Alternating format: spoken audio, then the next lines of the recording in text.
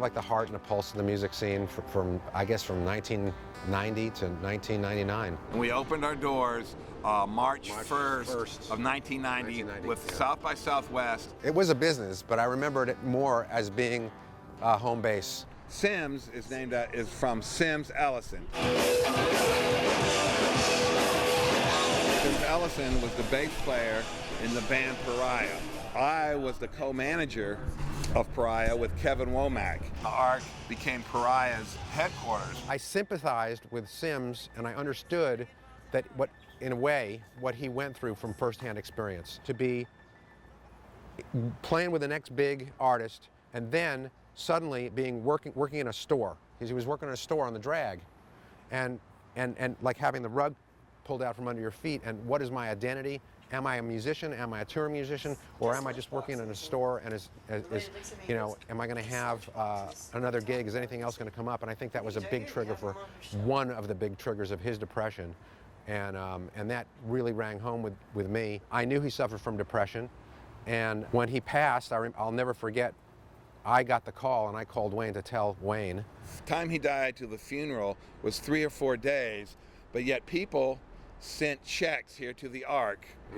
I don't know why. These checks were for $25 or $30, $10 to $20 to $35, and real quick in the space of the 3 or 4 days, we had $5,000. When Michael Corcoran wrote that article, he said, Austin needs an organization to help musicians who don't have health insurance with mental health counseling and mental health care.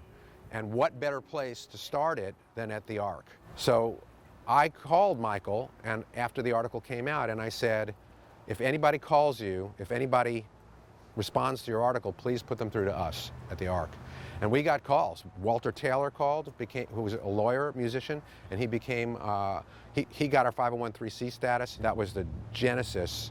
And of course, Sim's father, Don Ellison, donated time, effort, heart, money, and he was going through all of his heartache and hardship and grief. The original board of directors for Sims was Don Harvey, myself, Don Ellison,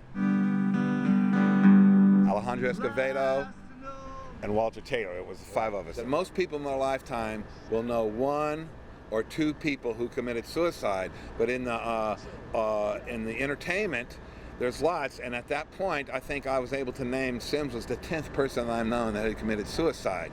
That's when we realized that there was a problem and we needed to do something about it. It's a safety net. It's like, okay, you know, you can go to a therapist that is really great but has no experience with music or no background with music, or you can go to a therapist that actually was either a musician themselves or very close friends with a musician who gravitated towards Sims and became one of our providers because they wanted to work with musicians. It was immediate.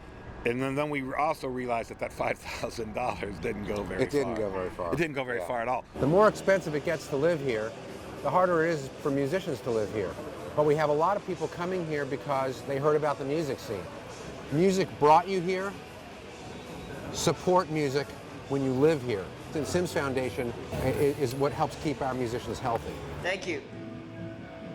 See ya.